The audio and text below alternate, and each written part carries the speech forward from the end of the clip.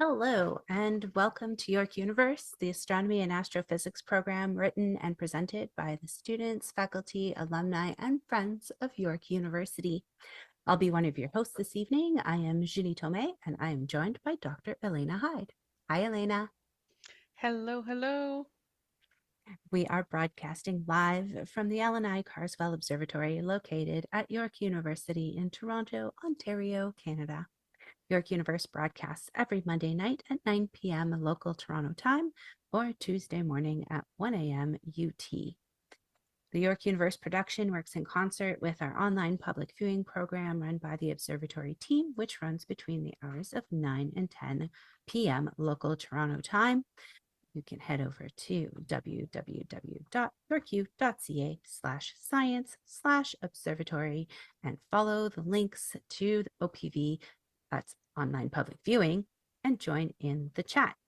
Unfortunately, because of clouds and rain, we will be looking at archival images tonight. If you have any questions or comments about our past shows, or if you have suggestions for future topics, please do send us an email at observe@yorku.ca. And you can always connect with us on social media. On Instagram, our handle is at York U Observatory, and on Facebook, it's Allan I Carswell OBS. All our programs are free, but if you would like to make a donation, we certainly won't say no. And so you can do that at the website, www.yorku.ca/science/observatory. We will be monitoring the chat for questions, might post some content there. As I mentioned, the weather is blah. Very blah. Yeah. But things are growing. Yeah, and it's Toronto, so it'll change. Oh, That's absolutely. the one thing we can say about the weather is it won't stay the same. So, I mean, flowers and hope spring eternally, I suppose. Yes, it's not cold.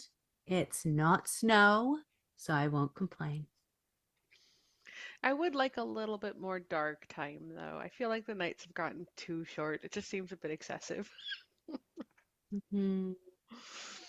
Um, I think we'll have to agree to disagree there because I do like the longer days. Oh, well, I'll take as much nighttime observing as I can, although I will definitely be able to admit that the sun has been showing off immensely the last few months, with all kinds of spectacular things happening. Um, Right? so if you are out during the day and you still have your safe solar viewing glasses, some of those sunspots can actually be just seen with the naked eye. It is pretty impressive. Wow, those are big sunspots. Yes, yes, they are. And that is why, of course, we've been having all the fun aurora Mhm. that were visible for people that didn't have clouds. Yeah, that wasn't me.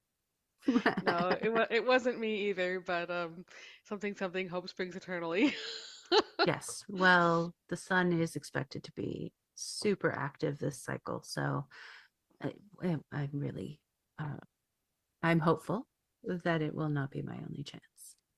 Uh, Yeah, and I mean, maybe just for folks who are thinking about trying to catch some aurora this summer, obviously it is going to be easier to catch them after the sun goes down, but with all of the activity happening, I highly recommend checking out the Aurora Watch if you're going to go camping. mhm. Yeah, I think it was the Sunday after everyone had those beautiful pictures all up on their socials, and I was like, "Arr." I think it was that Yes. Sunday morning that like I looked at my email inbox and space weather like had sent me like 1,000 notifications. I was like, and then I looked at the forecast and it was like, sun, what's that? You get clouds. I was like, well, fine, Yeah, and later. I was just like all of Ontario is cloudy. I'm not even gonna try to drive anywheres. Um, so Yeah, like a lot it's of like it fine. us I just sort of kept on looking outside and going, nope. Sucker hole, please. Sucker hole. Yes, No, nothing. exactly. Next time, But gadget. Next time. and for folks who are wanting to keep track of it, I really like the forecasts on the NOAA website, the National Oceanic and Atmospheric Administration. They've got a wonderful little forecast that's good basically for about 48 hours, but they update it every, I think, 30 minutes.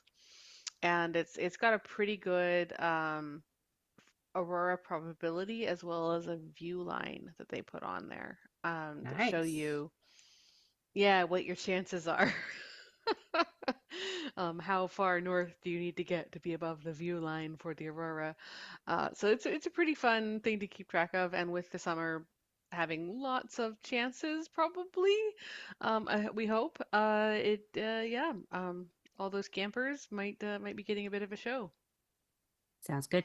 Good luck, campers. Yes, Good luck, exactly. Elena. Good luck, Julie.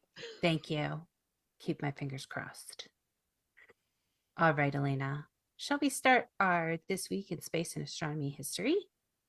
Absolutely. And I did actually start us talking about the sun, so that leads me to my This Week in Space and Astronomy history. I have a solar sort of telescope-ish back on the 21st of May in 2010, which seems really recent, but it was actually a while ago. So going all the way back to 2010, we had the Icarus telescope launch. This was May 21st. And Icarus was a really interesting telescope craft, spacecraft. This is not a solar telescope in the traditional sense. This was a spacecraft that used the sun for propulsion. And Hmm? Icarus was actually the world's first spacecraft to use solar sailing as the main propulsion. So it had a little bit of a claim to fame. And you talk about active suns. Well, I guess if we do have any solar sails out there, they'd be getting a little bit of an extra push. But this was one of the first that was used, and it was the first that actually used solar sailing as the main propulsion for the craft.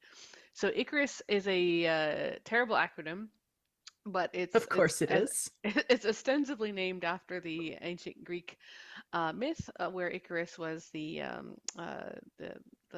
one who had the wings that melted off in the sun and they fell. But the craft name is actually IKAROS, and it's somehow an acronym for Interplanetary Kite Craft Accelerated by Radiation of the Sun. Um, It's a bit of a so stretch. I've seen worse, yeah, though. I've seen worse as well. We'll give it to them. But this was a wonderful experimental spacecraft put together by JAXA, the Japan Aerospace Exploration Agency, and it was a great proof of concept. It was launched, as I say, in the sort of 2021, made back in 2010, and it was launched on a one of the H-2A rockets was a expendable launch system. This is one of the smaller ones, was operated by Mitsubishi, actually for JAXA. And they're little liquid fuel rockets that launch satellites and things up into orbit. So they had this one and I think four other smaller spacecraft. And this Icarus is the first spacecraft to successfully demonstrate and use the solar sail technology. So this craft was launched in May, and by December, it actually had gone past Venus. And at that point, it had actually completed its planned mission. So just it only took a few months. They said, okay, we're just going to try to go out to Venus and see how far we get. So they got out to Venus, and it's 80,000 around 80,000 or 80,800 kilometers or 50,000 some odd miles is how far they got. And they said, okay, well, that's our success. We've made it work. It's completed its planned mission, now entering the extended mission. So this is always the fun part of any space endeavor because you get to see how long can they make it last for. Hmm. And of course, they did keep it going for quite a while after that. The mission progress They said that, of course, they'd finished all their planned experiments in December of 2010, but they continued to try to see if they could control the solar sail and actually keep using it, keep getting responses from it. And they actually got recognized by the Guinness World Records as the world's first solar sail spacecraft between planets. It had two cameras, DCAM 1 and DCAM 2, and due to the extremely lightweight design of the spacecraft, because of course it's meant to be propelled by solar sail, it has to be very small and very lightweight. So the launch mass was only 310 kilograms for the whole launch, and the solar sail, once it's deployed, furls out to about 14 meters by 14 meters, or 46 feet by 46 feet. So it's a large sail with a small, small machine in the middle, basically. Um, Anyways, it got out there, and the cameras were active, and they kept on trying to get responses from their transmissions. How many transmissions could they get?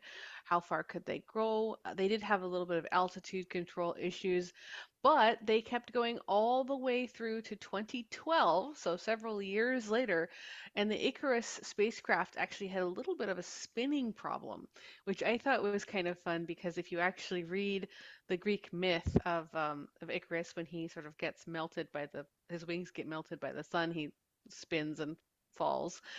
This spacecraft did spin, but it actually kept going for quite a while. So in 2012, they had less attitude control than they really needed to steer it very well, but they were still getting responses. However, they had unexpected motions of the sail. So the sail wasn't, it was sort of an ornery spacecraft being buffeted, if you will, by the winds of the sun. And they had unexpected motions. They had intermittent signals, and it was kind of it became a very much a frontier endeavor. But it kept going and kept going. So 2010, 2011, 2012, 2013, they actually reactivated the project in the expectation that the satellite would wake up from hibernation mode because they'd sent it uh, into hibernation, and in 2013, on 12th of September, they were actually able to get additional telemetry from the Icarus spacecraft. So all the way through September 2013, they were getting telemetry, and by August of 2013, they'd actually measured the craft's speed and acceleration due to that sail. So they basically had intermittent gathering of data for speed, trajectory, and rotation of the satellite. And even by 2014, they got again telemetry transmissions, and basically they're sort of running out of power by that point. So it spent 7 months more in hibernation mode, and then it came back on in 2015, waking up for the fourth time from hibernation mode at a distance of 120 million kilometers from Earth. And finally, on the 21st of May, so again, this week in space astronomy history. So May was a significant month for this craft. On the 21st of May 2015, they actually said that they could not receive a signal from Icarus anymore, and that they shifted into hibernation mode for basically the last time as far as they know.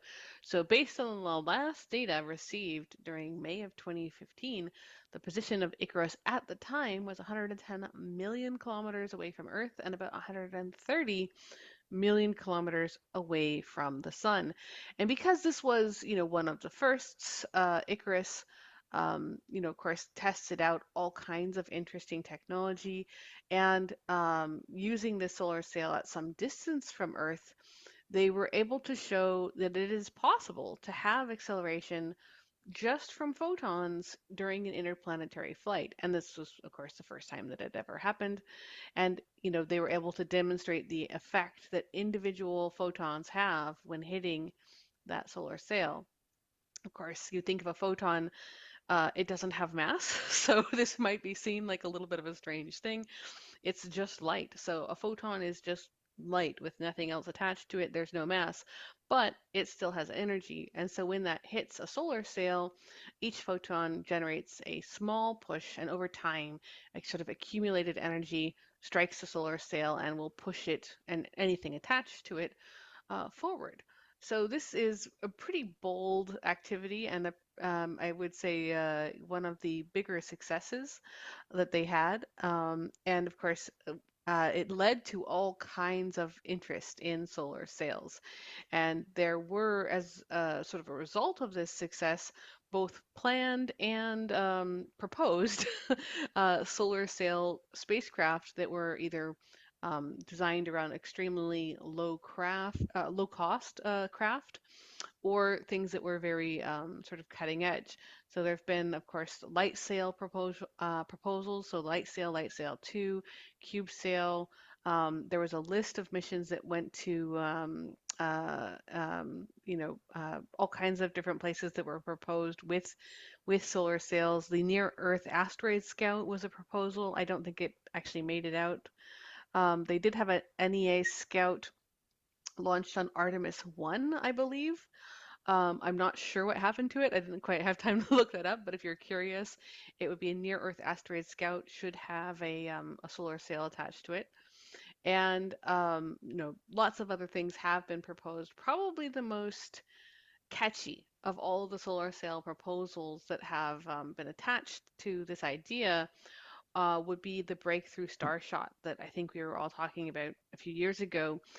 This idea that you could send very small solar sail craft that were very, very tiny, accelerate them to the point where they would be able to reach another solar system, in particular the nearest solar system. So Proxima Centauri is the closest star to Earth after the Sun, and at 4.24 light years away in the Alpha Centauri system, it would be pretty hard for us to get there under any kind of propulsion with a large craft. So having an extremely small craft and being able to accelerate it to a very, very high speed, um, you know, well, we could do that if it was light sails, and it would still take a long time, but it's something that we actually have the technology to do. And breakthrough starshot, I haven't heard a lot about recently, but the idea is really cool. And this technology, of course, really kicked it off with Icarus all the way back in 2010. So um, hope it's still out there somewhere. And when you next time you think about activity from the sun, you can also think about it as a mode of propulsion. That's really cool. I have a question. You can If it's ask me your question. if it's being pushed by the sun, then how's it getting closer to the sun? Oh, so what its launch trajectory was? Hmm. So the sun was being used as purely a acceleration, and I'm not sure exactly what the trajectory they used for it was. I would have to look that up.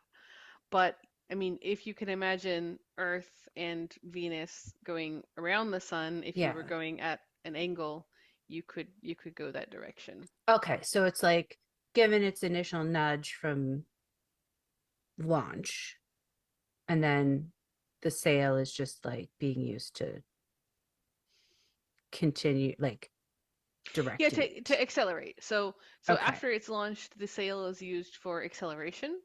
And the problems that they had with it rotating and maintaining attitude, so that's where they ran into Yeah. trouble, right? Yeah, Because I it can see started why that would cause spinning. problems. Yeah, exactly. And so in order for them to confirm that it was being accelerated by its solar sail, they had to have successful attitude control to keep that sail in the right position so that it Yeah. would be accelerated by the sun.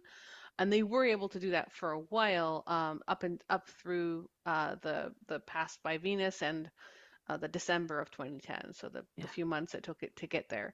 But then they started having problems with the attitude and the rotation, and they weren't really able to control which direction it went, which is what you would expect with something that was being pushed by waves of light out coming out from the sun. Well, that is super cool. Yeah, I thought so too. And it's like, hey, we've got this active sun right now. Our sun is awesome. It can do all kinds of stuff. Yeah. Yes. And of course it was named Icarus. Come on. Yeah, yeah, and I mean it great success, and of course, being connected a little bit to history itself. It's one of those things that, you don't often think about when you think about, necessarily just telescopes, but it did have the little cameras on there, so I'm counting it. Sure. Count it. Absolutely. It's looking at things. It's a telescope. All right. Let's move on to light from a more different star. Absolutely. Okay. So, May 27th, 1933, the World's Fair opened with light from Arcturus, which was captured by the Yerkes telescope. So, the 1933 World's Fair took place in Chicago. It had a theme of a century of progress exposition. It was created to celebrate scientific and industrial progress, and it kicked off with a demo of the 40-inch refracting telescope at the Yerkes Observatory in Williams Bay, Wisconsin. This demo also included telescopes at the University of Illinois Observatory, the Harvard College Observatory, and the Allegheny Observatory.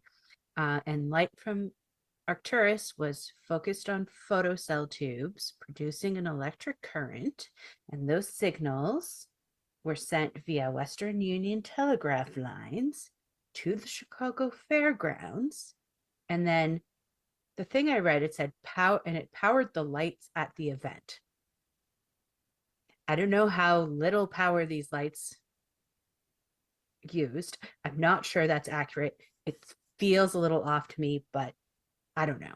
Anyways, maybe it's just like the signal coming from the telegraph lines told the lights to go on.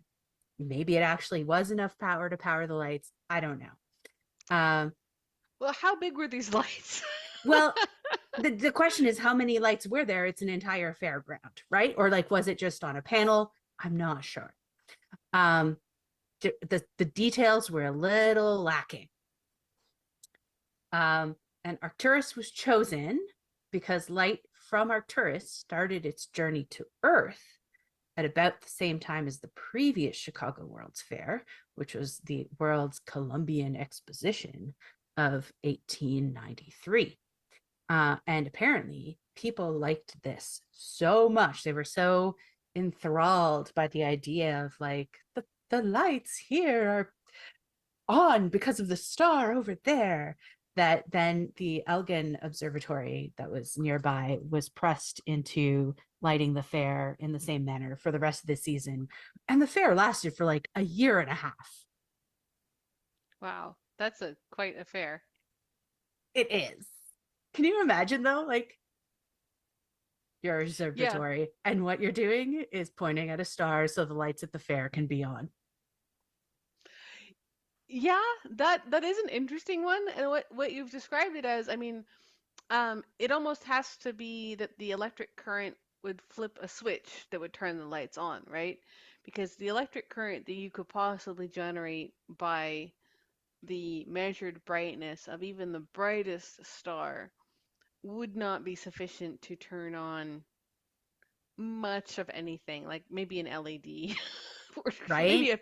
a couple LEDs. So if it's being used to flip a switch that would turn the lights on at the fair's opening, you actually could flip that switch with like any other current that you wanted. Yeah, But the fact that they hooked it up is pretty cool. it is pretty cool. It's, it's like, check us out. I like that it's like, and we sent it by telegraph.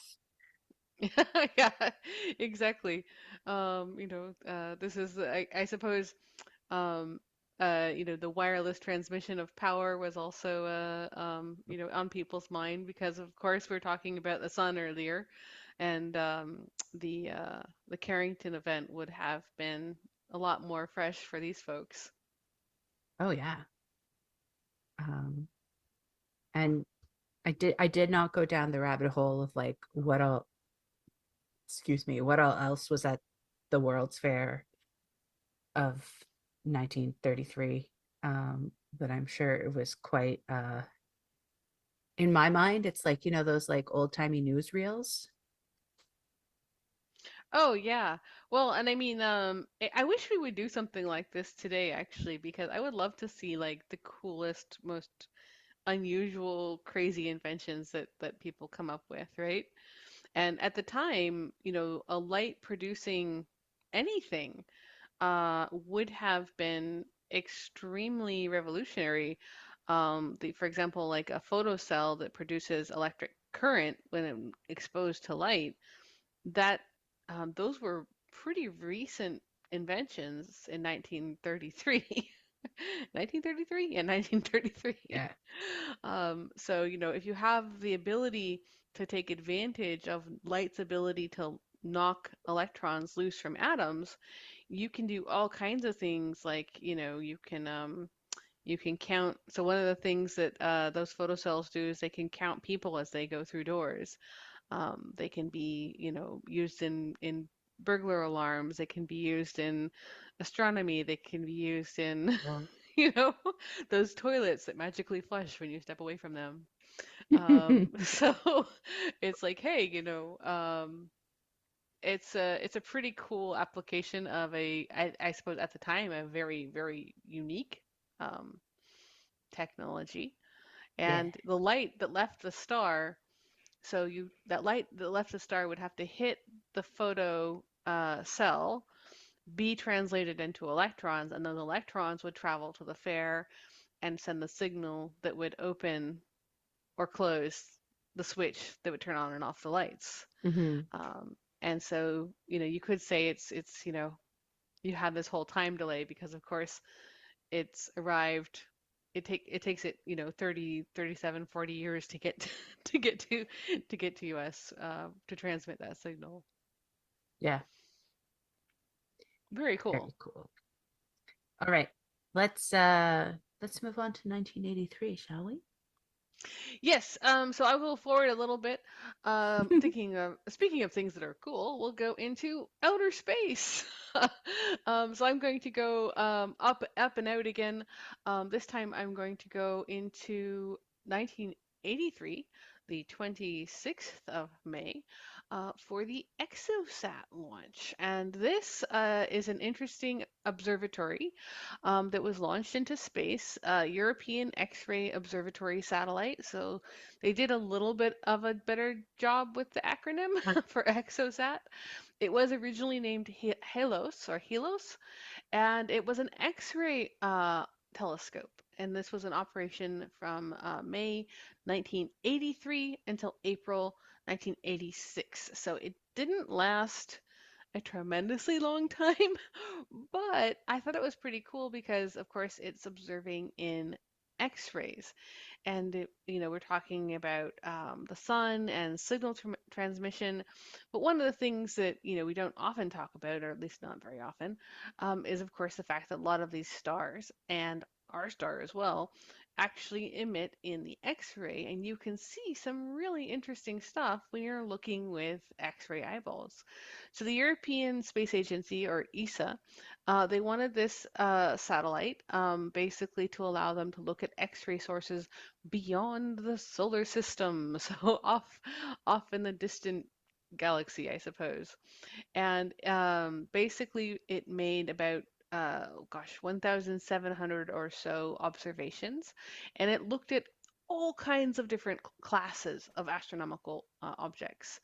When it was launched in 1983, it was actually launched by one of the Thor Delta rockets.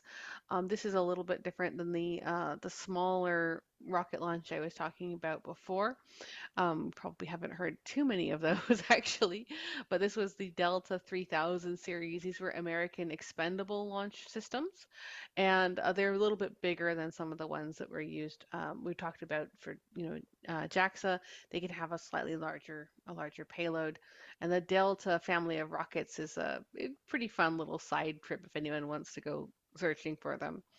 Anyways, for Exosat, this European Space Agency, they basically had two separate missions. They wanted this X-ray observatory satellite as a combination X and gamma ray observatory, and they basically kind of dropped the X and gamma ray observatory.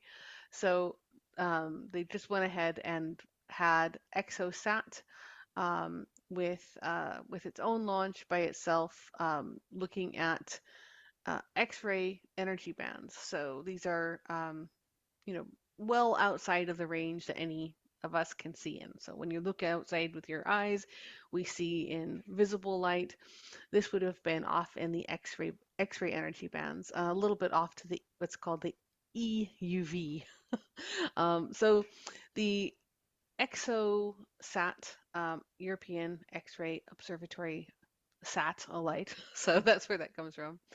Um, the three instruments that it had produced spectra images and light curves, and they had all kinds of different things they looked at. So they had galaxies, they had stars. They basically looked into the what's called the low energy with a multiple array as detector at the focus.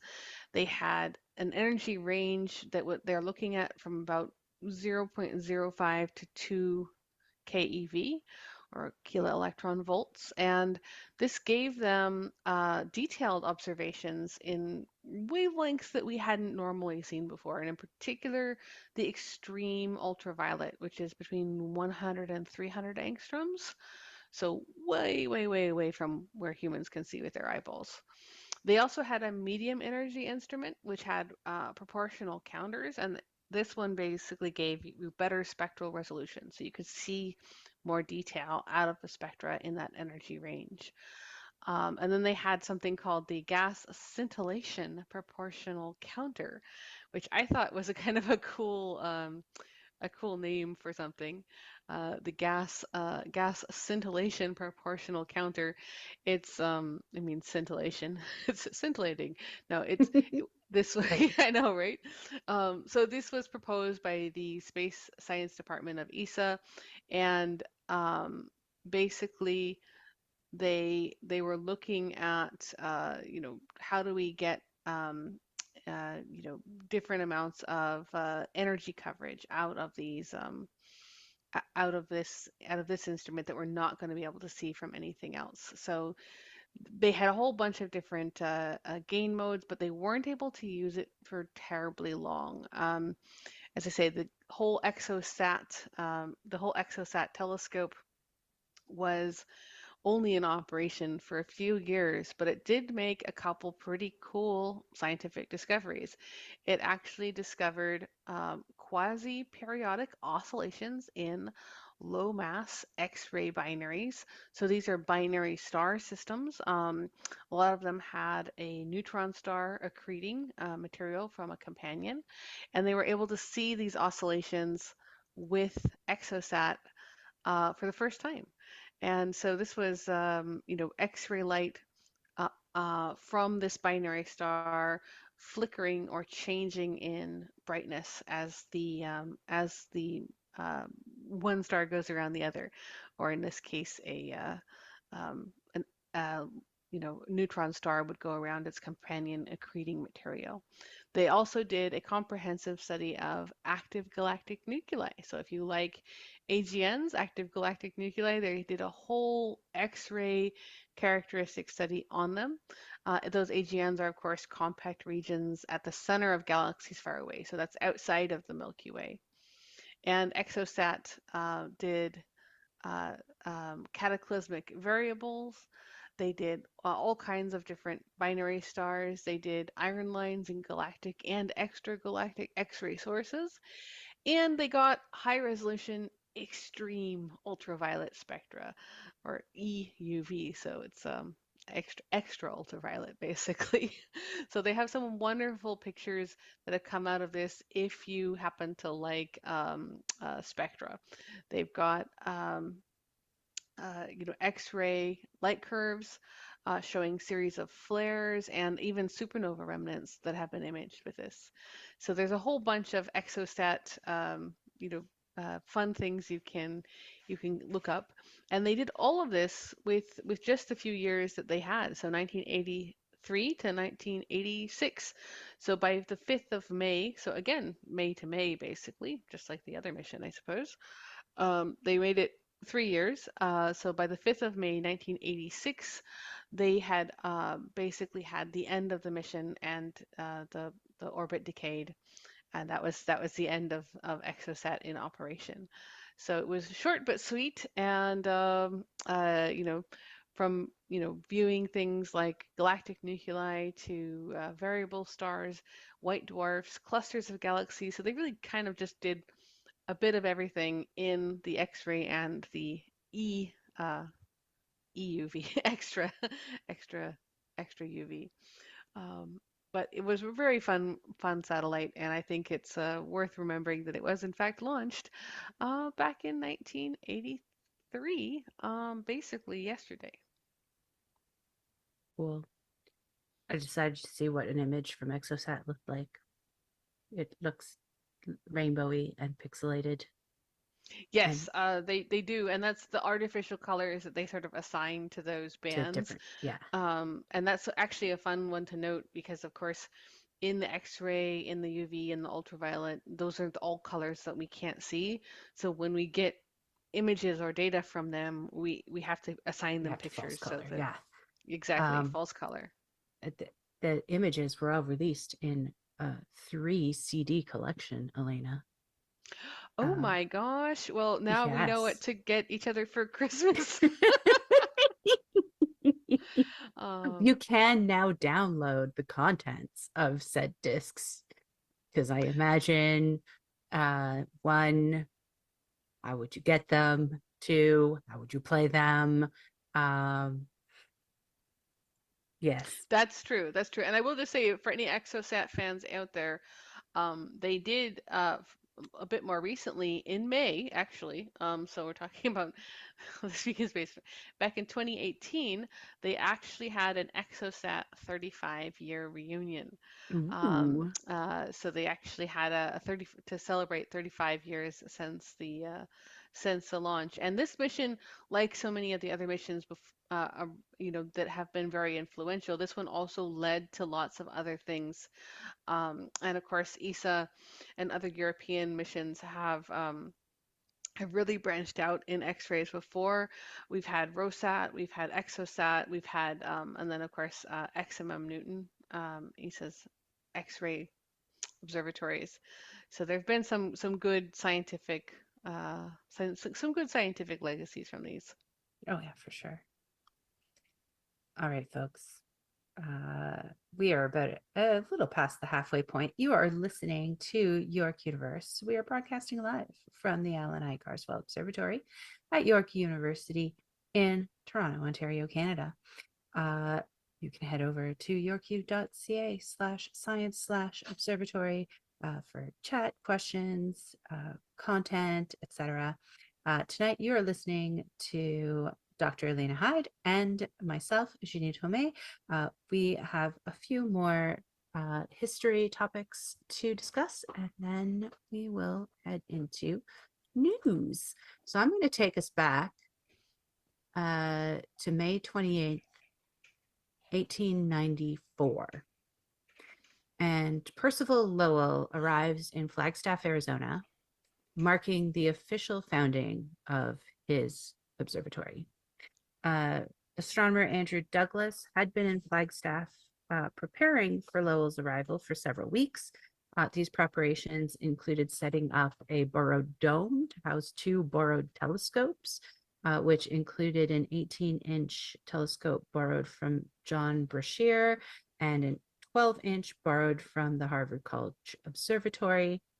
Lowell was fascinated by Giovanni Schiaparelli's Martian canals, um, and he'd seen drawings of the observations, and he wanted to devote his wealth to establishing an observatory in the United States.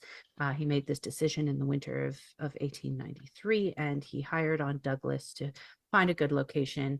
And eventually, Arizona was chosen because of its elevation, its dark skies, and its proximity to the railroad. The materials for the construction of the permanent observatory were locally sourced, but the Clark Refracting Telescope was assembled in Boston in 1896. And over the years, a ton of research has been done there, including the initial Martian research that was uh, Lowell's passion. It research into the expansion of the universe, the discovery of Pluto, of course, and lunar mapping to support the Apollo program, and much, much more. Very fun stuff. Of course, Lowell is Yeah. a wonderful observatory to visit because, as you say, there are a lot of other things up there as well. And I believe that I heard they're actually doing an open air, like, observation theater or something up there. Anyways, great, great location in Cool. Arizona. And if you mention Lowell Observatory, I just have to give a shout out to Robert Burnham Jr., who is also, he was there much later, 1958, I think. But he's the one who wrote the Celestial Handbook, Mm-hmm. which is 3 volumes. It's absolutely one of the best 3 volumes sets you can ever get. But he wrote this entirely like on his own, and he was I think he was largely an amateur. Um, but his Celestial Handbook is amazing. And every once in a while I find sort of quotes by him, and it's like very tremendously influential person who was up at Lowell. So the Lowell Observatory, like, it really hosted quite a lot of interesting stuff. But definitely extra props to the Celestial Handbook and Lowell Observatory as well. Cool. It's on. I'll add that to my list of places to visit one day. Oh yeah, definitely. And they have the Vatican Observatory up there too, I think now. Same mountain or similar mountain. It seemed like it was right next door last, but it's been a while since I've been there. Vatican Observatory, not in the Vatican, sounds weird to me, but I will take your word for it. Yeah, I'm not sure what we would search for. Flagstaff telescopes, Vatican. Oh yeah, no, I mean I'm totally taking your word for it. It just kind of made me pause for a second. Wait, like the Vatican Observatory, not in the Vatican, but I guess that just, I mean, the Canada, France, Hawaii telescope is not in Canada. Yeah, the VAT. It's called the VAT, VATT, I think, in Flagstaff, and that's the one that has the shortest or the fastest. It's got an f 1.0, I think. Ooh. One of the fastest telescopes ever manufactured. Like shortest focal length. Anyways, apropos of nothing. Lowell Observatory, definitely a good destination for any astronomers interested in seeing all kinds of cool telescopes and pretty good skies. I guess they do get some light pollution from Flagstaff, but it's not as bad as Phoenix or Tucson. It's hard to get away from light, no matter where you are. Absolutely. Should we do the optional one, or do you want to go into reminders? Um, yeah, let's quickly do the optional one. Why not? All right, so I have a little tiny optional one for this today in space history because I just thought it was fun to do a literal this day in space. So literally this day in actual space. 3 astronauts were launched to the International Space Station on May 27th, 2009, and this was Expedition 20. So this was the 3 astronauts launched to the space station to complete the crew of Expedition 20. Expedition 20 was the first six-person crew to live and work at the International Space Station for a long duration stay.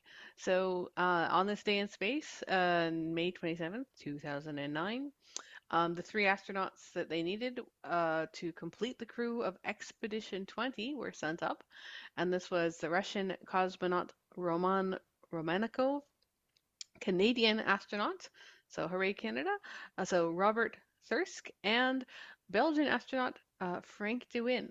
They lifted off on a Soyuz from Baikonur Cosmodrome in Kazakhstan, and they were at the space station 2 days later, I think. So they were greeted by their Russian commander, Gennady Padalka, NASA astronaut Michael Barrett, and Japanese astronaut Koichi Wakata. And this was for the first time in International Space Station history. The space station was at full capacity, which is 6 people. That's how many you're allowed to have. 6 humans.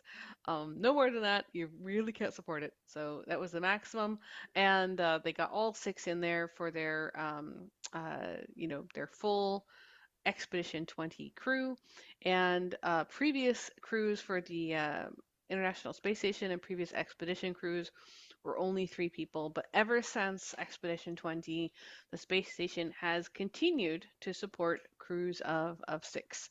And interestingly, because they were using the Soyuz, the capsules that ferry people to and from the ISS can only fit 3 people. So that's why they had to send them basically half at a time. So only half of each expedition crew can launch at any time, and that's why it takes 2 launches, or why it took 2 launches to get Expedition 20 all the way to the space station.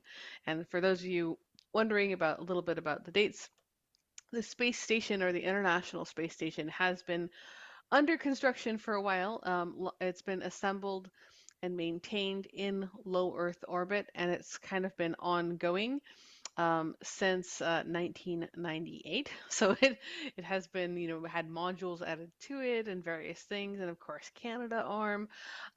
So by the time that they had, by the time they had actually reached 2009, that's how long it took them to get it able to support 6 people. So I don't know. I suppose the folks who want to do the space hotels will have to wait a little bit, because right now it's only 6 people. Yeah. It's a very personalized experience if you're running a space hotel. Yeah, yeah. It's Yeah. I think, right now it's still like individual space tourists that get to go, Yeah. um after paying undisclosed amounts, I suppose. So I feel like it's disclosed at some point. Um, I think it makes sense too to have like a half a crew, like the the what you call like shifting, like have the crew be there and then like overlapping so that you don't have like a completely new crew when they switch over, because then you have like that continuity of like, Yeah, something is going on. It's like, oh yeah, yeah, we dealt with that. Like, by the way, this is happening. I'm you've always got up babbling. to, up to date people. Yeah. Yeah, it seems logical, better for transition. Yeah, exactly. And you know who are also used to the environment, because when you first get up to the International Space Station, Takes a there's been while all for the kinds of, body to adjust. yeah, your skeleton spreads out. I've heard it's kind of ouchy. Something space sickness. I don't know. Yeah, yeah. Seems rough. Seems rough. You probably wouldn't want the entire crew to, not quite be themselves for a week. Exactly. Exactly. All right, let's get in. Oh, reminders. Oh, Oh, reminders are very easy. We have a tour this week that is at the Arboretum parking garage. So if you are going to come onto the tour on Wednesday night with the Allan Carswell Observatory, it is just on top of the Arboretum parking garage. It is not inside the Petrie building. So please remember to check the weather before you come, because if it's cloudy, we will not be able to bring the telescopes out. yeah, there's not much to see up there if the telescopes aren't out. Exactly. So, Voici the parking lot. Ooh, yeah, we won't be there if we can't yeah. open the telescope. So, All right. don't come if it's cloudy. Okay, Fingers so shall crossed we for clear do weather. the? Yes, exactly. Always, always. Okay, I want to hear about this daytime telescope design. Okay, so fun little thing I found. I found this actually in Space News. So this is a brand new news item, actually from my alma mater. So this is a telescope I actually saw in development, and I actually got to see some of the pieces of it. The news is that they have a telescope that can observe stars, Huh? satellites, and more during the day. It's called the What? Huntsman telescope. It's actually a pretty cool idea. What they've done is they've taken a series or an array of highly sensitive camera lenses, so 400 millimeter Canon lenses, and it's at Macquarie University in Australia. That's actually where I got my PhD, and they had one of these out, and I remember them saying, "We're going to get this working," and they did finally. Now that it is 2024, so it's been a couple years, but they did finally get it working. This is a telescope design for telescoping, as in looking at stars, looking at um, satellites, doing actual nighttime type observing for visible wavelengths during the daytime. So this means you can have uninterrupted observing of the cosmos if your skies are clear. And this telescope is called the Huntsman, which is actually named after this really giant spider. I was So going to if you don't, ask. yeah, um, it's actually pretty terrifying. So if you don't want to be scared when you go to search, make sure to search for Huntsman telescope and not just Huntsman. It is a terrifying spider. It's actually one of the least deadly, so there's that. But it's also gigantic and terrifying. So the Huntsman telescope, not spider, is designed for ultra-sensitive night sky observations, and basically it's already been in use for a while. The telescope has been able to measure stars and all kinds of other targets in daylight. Um, and the testing site for it is the Siding Springs Observatory, which had a couple recent fire dangers, but it's still there. Siding Springs Observatory is about 10-hour drive from Macquarie, where it was developed. So it's it's a quite a trek, but they did it and they've got it out there and they've tested it. It's got a small little dome out there at the Siding Springs, and they actually have a wonderful drive-by model of the solar system that you can take. So if you are going to Australia and you want to drive all the way out to Coonabarabran, um, definitely take the solar system route. It's pretty fun. But the Huntsman telescope has these 400 millimeter camera lenses that work in parallel, and they have super, super short exposures. So this is how they're able to handle daylight. They then process the exposures um, which are attached to the camera. And basically, what they do is they have broadband filters that block most of the daylight while still allowing specific wavelengths through from the celestial objects they're interested in, which is really cool. So, extremely broadband filters. Extremely big lens, 400 millimeter Canon lenses, and it works. And they've actually done exposures. They're using it now, so we can all look forward to more from the Huntsman in Australia. I'm pretty excited about it. This thing is so cool. It Um, is. It is really cool. Now I made the mistake of so I followed the Did you look link for a that you spider? put. Well, I did because, and here's why. I looked at because you said it's like these Canon lenses and the way that they're arrayed. And then I looked at the Huntsman name and I was like, I know that's a spider. And then the way that they're all together, it looks kind of, but not quite, but kind of. It was, it brought to mind like the eye, Yep. how the eyes are in the spider. And I'm like, I couldn't remember exactly how the eyes were in the spider. And that's why I looked up the spider and I'd forgotten just how flippin' huge those things are. And so now I've got the heebie jeebies. But this telescope is freaking amazing. It is. It really is. And the funny thing is, these small domes, they actually don't get infested with huntsmen. They get infested with redbacks, which are way more dangerous. But Ugh. This is why part of me wants to go to Australia because it seems like the coolest place. And the other part of me is like everything in Australia wants me to die. just the spiders and snakes and crocodiles. Just Um, that. everything else is fine. The kangaroos will probably leave you alone. Oh yeah, I'm not Anyway, going anywhere near those things. Those things box. yeah. Anyways, um, which reminds me of the rover. That was the other recent Australian, the lunar rover from or Lunaroo, the moon rover. They actually did manage to land on the moon last year, this year. Mhm. Anyways, Australia is doing great. Yes, it is. All right. We've got just a few minutes left. And we can fit in another two telescopes. Woohoo! We can. Um, so two international teams of astronomers have discovered a planet between the sizes of Earth and Venus using TESS, that's the Transiting Exoplanet Survey Satellite, which is basically a space telescope. And the planet is 40 light years away. And it's a good candidate for further study using the James Webb Space Telescope. Boom, two more telescopes. Um, so TESS looks at a large part of the sky for about a month at a time and tracks brightness changes in tens of thousands of stars at intervals ranging from 20 seconds to 30 minutes. This planet is temperate. We don't know yet if it has an atmosphere. Its host star is Gliese 12, which is a cool red dwarf in the constellation Pisces. The star is about 27% the size of the sun, and its surface temperature is about 60% that of the sun's surface temperature.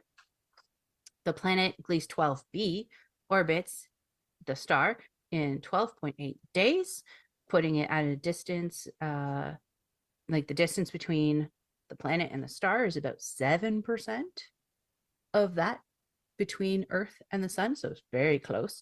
The planet gets 1.6 times the energy that the Earth does, and about 85% of what Venus gets. If it has no atmosphere, its surface temperature would be about 42 degrees. So a little sweltering, but like survivable if you have enough water. Gliese 12b is a great target to study whether Earth-sized planets around cool stars can retain atmospheres, if it has one. Studying it could help answer questions about the evolution of Earth and Venus's atmospheres.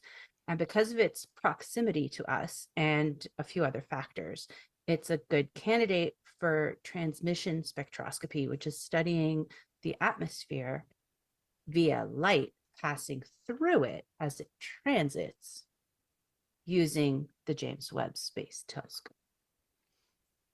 Awesome. I'm a big fan of all follow-up on this planet because it's really cool to find one that actually does um, have a good candidate for atmosphere studies. And I mean, if it doesn't have an atmosphere, it's not as hot, maybe survivable for human creatures. But if it does have an atmosphere, then we can study it, and that's great. Yes. I mean, it's not like human creatures are going there. It's 40 light years Not away. anytime soon. No.